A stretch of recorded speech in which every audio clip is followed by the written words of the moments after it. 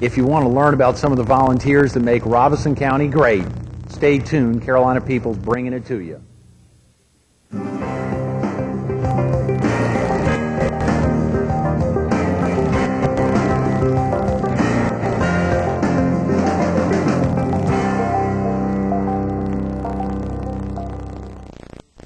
Good morning. Welcome to Carolina People.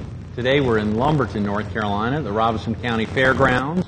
We're focused on volunteers in Robeson County, and we're visiting with the Executive Director of the Robeson County United Way, Sandra Oliver. Sandra, thanks so much for being with us this morning. Thank you.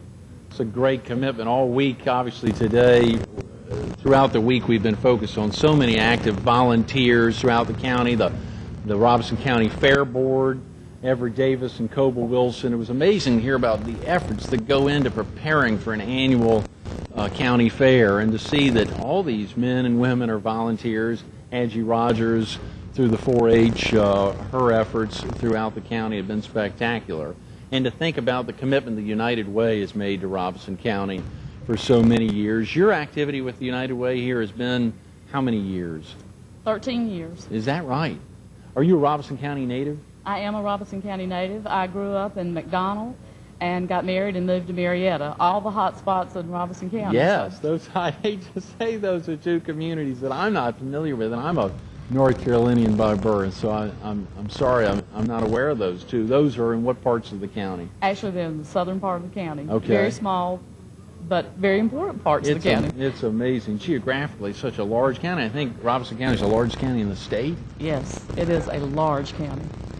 How does the United Way work throughout the county? What are the activities? Are there how many communities would benefit from the United Way, or how does it operate throughout the county?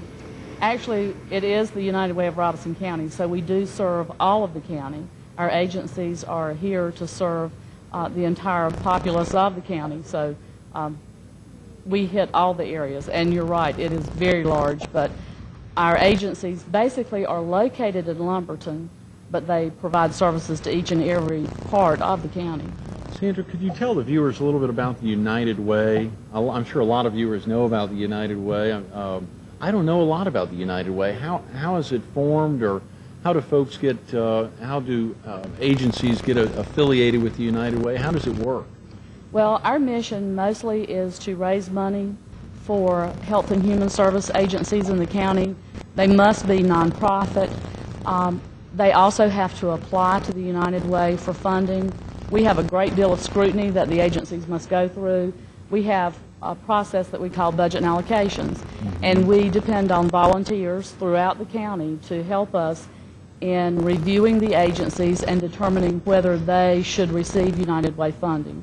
We actually are allowed to go in most of the workplaces here in the county and ask people to give out of their paycheck through payroll deduction. And other agencies don't have that ability to do that. So the agencies apply to us for funding, and then we go out and actually try to do fundraising, because most of the agencies are small and they're trying to provide services, so they really don't have enough staff and enough time to provide services and do fundraising, although they do have to do some fundraising on their own. But we try to help out as much as possible, because there are a lot of needs in our county, and we have 17 agencies that are trying to provide a lot of services. So 17 agencies benefit from the annual campaigns that the United Way has. Right. For this coming year, 17 agencies. When will the year begin? Actually, we kicked off our campaign August 1, and that was our Pacesetter campaign. The companies that do their campaigns early and kind of set the pace for the rest of the county. Last Thursday night, September 26th, we had our general kickoff, and that was a Broadway show at Robeson Community College. So the campaign actually did kick off last Thursday.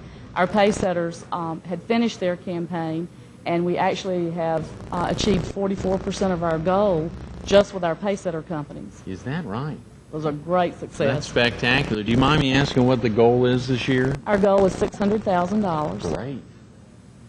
We've had to decrease the goal for the from last year, simply because we have lost some industry and some support.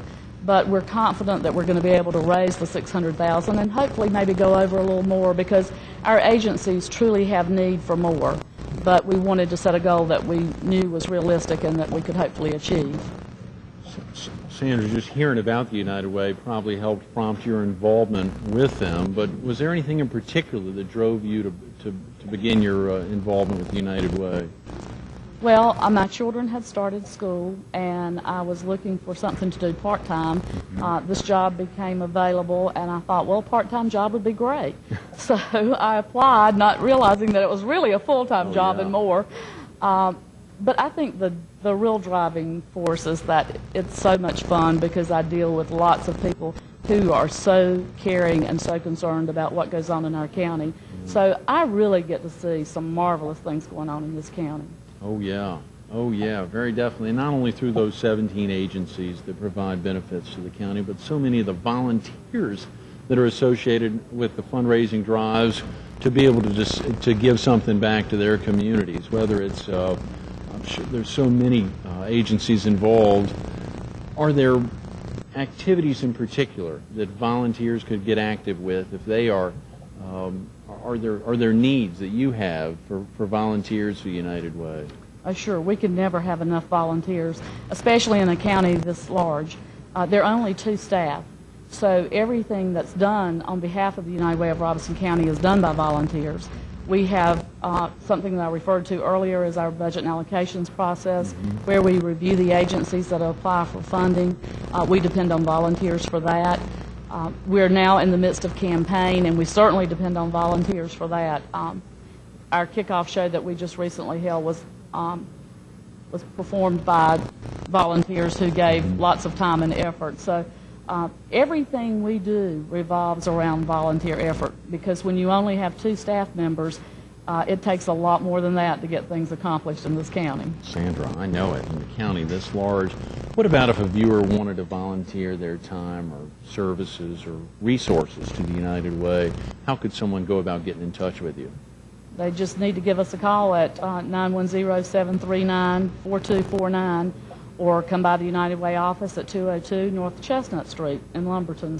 Pretty easy to find. Yes, we'd love to hear from them. That'd be great. I'm sure there's a lot of folks who'd love, in a particular need, is there a most needy area? I know you talked about so many needs throughout. Would there be a particular need if someone had a particular experience or service?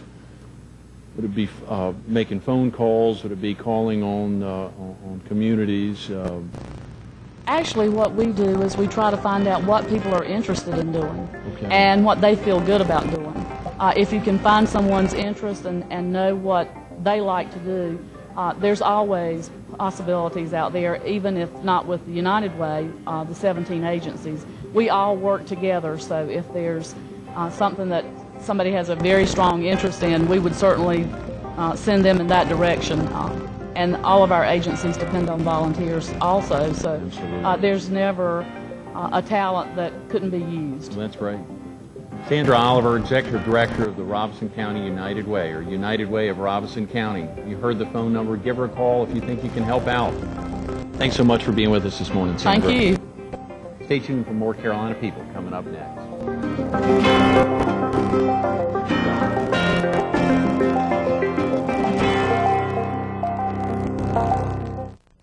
Good morning. Welcome to Carolina People. This morning we're in Lumberton, North Carolina, at the Robeson County Fairground.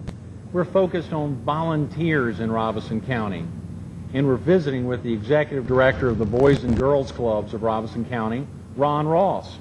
Ron, thanks so much for being with us this morning. Thanks for having me here. I appreciate it. Great commitment, all the volunteers we've seen, having Sandra Oliver on just right before you to talk about the United Way here in Robeson County, and to think about all the effort you've made, not only as a volunteer throughout the county and so many other efforts other than Boys and Girls Clubs, but particularly your activity with the Boys and Girls Clubs here in the county. How long have you been involved? Well, I started when I was 18 years old. I was with the Fayetteville Boys and Girls Club for 28 years, and I've been with the Robeson County Boys and Girls Club now for 6 years. So 34 years altogether. 34 years. What prompted your first involvement with the clubs? Well, when I started when I was 18 years old, I was still in high school, and I was helping support my mother and my sister. And I had a job, but it was so far away that it took me almost all night long to get home. and the Boys and Girls Club was a couple miles from my house, so they had a part-time position, which really, when I got the job, is a full-time position, and I've been working there ever since. What's your main responsibility as the executive director? I'm sure it's you wear 18 hats or more. Well, first of all, I have a great board of directors. I mean, they're very civic-minded. They care about the Boys and Girls Club of Robeson County, and they go the extra mile to make sure that we stay in operation. But yes, the Boys and Girls Club, my position is as executive director is office work. I directly work with the youth every day. Presentations such as this, civic clubs, wherever I'm needed. There's so many activities going on, and the county is so dang large. How many different clubs are there located throughout the county? Well, we have two locations. We originally started the Boys and Girls Club in Lumberton at 1310 North Seneca Street, and then last October we started the Boys and Girls Club in Pembroke because of the geographic area. It's considered a Native American club. See, there's over 3,000 Boys and Girls Clubs in the United States. 110 of them are considered Native American clubs. The club in Pembroke is considered the only Native American club in the United States that's not on a reservation. That's amazing. I wasn't aware of that. The only one in the country. The only one in the country. And 110 of them, you said, of the 3,000 Are Native American. Are Native American clubs primarily. What are some of the activities that the Boys and Girls Clubs provide? Well, we're open to any boy or girl 6 to 18 years of age. And first of all, it's not kids who are just troubled kids or low-income kids. Now, a lot of our membership comes from low income. But it's for any boy or girl 6 to 18. They can come to the Boys and Girls Club on a daily basis. The first thing they do during the school year, the very first thing they do is homework. Okay. It's a must. You have to do a 25-minute study program. If you don't have your homework with you, guess what? We give you some homework to do. We know this. We know that when you're 16 years old, if you're doing good in school, you're not dropping out. We know if you're not doing good in school, you will drop out in most cases. So when a child comes to the Boys and Girls Club, they do their homework, and that way when they go home in the afternoon, parents know that their child has done their homework, and now they can take a shower, watch television, eat supper. Right. And also the second thing we do every day, and this is something that's traditional with Boys and Girls Clubs, is we say a pledge of allegiance to the flag at 4 o'clock every day. Great. We take the kids at random, let them lead, and now the third thing we do is a 15-minute mandatory physical fitness program. There's no weights involved. We have a weight room, but there's no weights involved. All the kids, 6 to 18, we do floor exercises on nice days. We have a paid walking track outside, but we'll exercise every single day. Because 68% of kids in the United States are overweight. And most kids this day and time at school, they don't exercise anymore. And then we do programs like arts and crafts. We do programs like Smart Moves. That's a national program with Boys and Girls Clubs of America. It's a drug prevention program that our youth are involved in on drug and alcohol prevention. And then there's a program that we do called TATU, Teens Against Tobacco Use. We train teens to work with younger kids to get them not to smoke. And then we have pool tables and ping pong tables. Now the weightlifting room. Let's say you walk in the club and you see the weightlifting room. You say, okay, they're lifting weights. Well, they're doing a little more than lifting weights because they're learning about nutrition. They're learning about discipline. And also, every boy and girl who's 13 and up who's involved in that program must maintain a C average to be in the program. A C average? To be in the program. And see, this is called peer pressure because young people want to be with their friends. So if their friends are involved in the weightlifting program, they want to be involved in it. So how do you do that? You got to maintain a C average. But of course, with our homework program now, that's pretty easy to do because you do your homework at the club. Right. Now, Ron, I had no idea the activities were that extensive. So the children they're able to come in at what time? After school till 7. Okay. Now during the summertime now, we're open from morning to 5 in the afternoon. Okay. And in morning time, the program changes some because we don't do the homework program per se. We do the Smart Moves program and the Teens Against Tobacco Use, and we have a wide variety of other programs, summer programs. But here's something else too, and this is a policy that we have at the club. When a young person walks in the door, our policy is that we charge $1 a year. That's less than 2 cents a week. $1 a year? $1 a year. Don't only pay for one light bill. And we have over 700 members, 715 members to be exact, at both clubs. Now, what happens if a young person walks in the door for whatever reason? Let's say, and most of the time this happens, for whatever reason, they walk in the door and they don't have that dollar. Well, they can dust, they can mop, they can sweep, and they earn a membership card. There is no program service fees whatsoever. It's amazing. So, but how can we do that? I mean, let's go lead into this. How can we do that? Well, people who give to the United Way of Robeson County, that's one reason. That's one way we can do it. We have a burger dinner that raises funds for our club, a special event. Then we have other special events that go on during the year. And also we take contributions. Right. You can mail a check to the Boys and Girls Club at P.O. Box 2067, Lumberton, NC. And the zip code is 28359. But the thing is, when you give to the Boys and Girls Club, you know that maybe when people were growing up, that maybe for whatever reason they were poor, maybe they didn't have money, but they know when they give to the Boys and Girls Club that they can change somebody's life. Yeah. Like my life. I started working at the Boys and Girls Club when I was 18 years old. It's changed my life dramatically over the years. I mean, that's why I've been with the club so long, because it gives me the opportunity to pay back the Boys and Girls Club for what they've done for me. That's amazing, Ron. Ron Ross, 34 years with the Boys and Girls Clubs of America. The commitment is changing lives, and the lives that come in ages 6 through 18, that come into these two locations, both in Lumberton and in Pembroke, to make a difference is the commitment that Ron's made, not only to himself, but to many youngsters throughout the county and throughout the southeastern part of North Carolina for 34 years. Ron, thanks so much for being with us this morning. Thank you very much. Stay tuned for more Carolina People coming up next.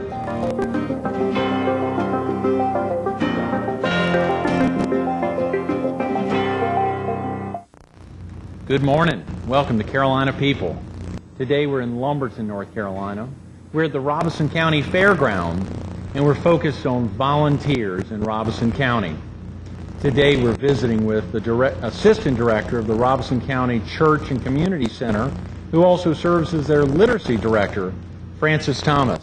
Frances, thanks so much for being with us this morning. Thanks for having us. It's a great availability to hear. We just had Ron Ross on from the Boys and Girls Clubs here in the county, hearing about so much that's going on there. He had wanted to talk about an event around Christmas time that goes on, and so many needy children and folks of all ages getting the opportunity to get a present in. That probably ties in very well indirectly with the community center that you've been involved with for as long as you have. Can you tell us a little bit about it? Well, the Church and Community Center, Robeson County Church and Community Center, is a social service agency here in the county, and we're just trying right now to reach out to the public. As you know, we have about 11.9% unemployed, and that's an extremely high number. So you have a lot of people that have worked in factories and in plants most of their lives and now find themselves unemployed. And so we try to help by providing emergency assistance with clothing, food, and we even do literacy in an effort to try to help people who need to improve their reading and writing skills to get a better job to do that. Frances, you originally from Robeson County? Yes, I'm originally from Robeson County, born and raised in Maxton, North Carolina, so I call Maxton is like home. In what part of the county is Maxton for viewers who are in South Carolina or in other parts? Is that in the southeastern part, or is that in the center? Or? That's in the southeastern part. Okay. Headed towards South Carolina. Right. Well, good. Well, you know what? We've got about 550,000 viewers in South Carolina. All of them may not be watching Carolina People right now, but surely there'll be some folks who've either traveled through Maxton or know that area. And how long have you been with the center? I've been with the center now for 3 years. Okay. I enjoy my work, and it's really a blessing to be able to do a job and see people's lives touch and at the same time enjoy what you're doing. Now you have I'm sure you wear more than two hats, but the two hats that we're aware of is as assistant director, but particularly as literacy director. Right. What exactly do those two responsibilities entail? Well, literacy director, what we do is we have a volunteer-based organization where we train adults to tutor either adults or children, because as you know, the literacy rate here in the county is right at 27%, and almost half of our county does not have a high school diploma. And so a lot of people are not able to go right into the community college system. So what we do is try to get their reading skills up to what they need them to be in order to enter either the community college system or personal goals, such as getting a driver's license or something like that. You said the statistic there, you said there's a 27%? Right, we're at 27% illiteracy rate, low literacy rate right now in the county. In the community center, this is both the church and community center. Is this privately funded, or are there some public funds that are invested in the center? There's public funding. We receive some funding through the United Methodist Church, of course, and we also receive funding from donations and grants, and a lot of concerned citizens donate not only money but their time and other items to the center. That helps us out a lot. Do you have any other statistics regarding literacy here in the county that viewers would be interested in? Well, like I said earlier, about 43% of our community does not have a high school diploma. And not only that, 90% of our children are entering public schools unprepared. And we have a lot of second graders who are at risk, too, of going from reading for letters and recognition into reading for comprehension, which is very important as the school system moves into standardized testing. It's amazing. It is. That is truly amazing. Have you always been involved in providing community services like this? Yes, well, most of my life I've been involved with providing services, and it's just good now to be able to have a job that allows me to do that. Are there other activities, volunteer-wise, that your capacity here in the county that you're particularly active with? Any activities with your, I don't know if we asked if, hey, I hope you don't mind me asking, do you have any children? Yes, I do have children. I have 5 children. You have 5 children. I have 5 Well, children. there must be some activities you're involved with them. What are their ages? They range from 16 months all the way up to one in high school. That's amazing. It is, and the best way to remember is they're all in odd number grade, 3rd, 5th, 7th, and 9th. So That is amazing. And 16 months. And 16 months. That's an odd age. I mean, that's a great age to have. 3rd, 5th, 7th, and 9th. So you all plan that out very well. That's a great commitment. Are there some activities that they're involved with that you help out, or I guess just having the activity with the 5 of them probably keeps you busy enough, along with the services as literacy director and assistant director of the center? Right. They keep me pretty busy, but they're also involved in gospel choir and doing some things after high school, and dancing and different things like that. So we're a pretty involved family. Francis, how can the community help the center? What could any viewer in particular, is there anything they could do to help the center? Right now we're looking for some volunteers. We could really use some human resources because that helps stretch our dollars. When you have people there in place that can do things in the food pantry, that can tutor adults, that can help elderly people out with carrying their insurance, their purchases. So things like that really help us stretch our dollar. We could also use some donations. We could use donations of food. Our food pantry right now is the lowest it has ever been in history, I think. We're just running out of food because so many people in the county need food and need it right away. And they can contact us and let us know. We'll be glad to show them the opportunities and where they can serve. If a viewer wanted to pop by and check out the community center, where would they go? Where is it located? Okay, the Church and Community Center is located at 210 East 15th Street. So they can just come down 15th Street, red brick 2-story building. And the phone number, if someone wanted to call in, if they're not immediately located, if they couldn't drive by, where would they want to call? They could call 910-738-5204, and any of the staff would be more than willing to show them what they can do. Real quickly, Francis, can you talk about any particular program that someone could jump in right now and help out on? As you said, just to help and stock the pantry would be spectacular. Getting involved in, as you spreading the dollars as far as they could go. Right. Food pantry is readily available, and it's open every single day of the week. So if somebody wanted to come in and volunteer, that would be an area. Sorting things that we give to burnout families, clothes and donations that come in is really good. And we'll actually be training new adult volunteers to tutor in reading beginning on October the 15th. Francis Thomas, native Robisonian, 3 years in her position as assistant director of the Robeson County Church and Community Center, also the literacy director there. Francis, thanks so much for being with us this morning. Thank you for having me. It's been a pleasure. Very definitely. Stay tuned for more Carolina People coming up next.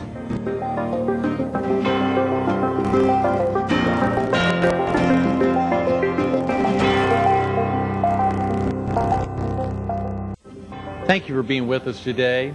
we'd like to thank Coble Wilson, Everett Davis, and Morris Bullock for giving us the opportunity to spotlight Robeson County.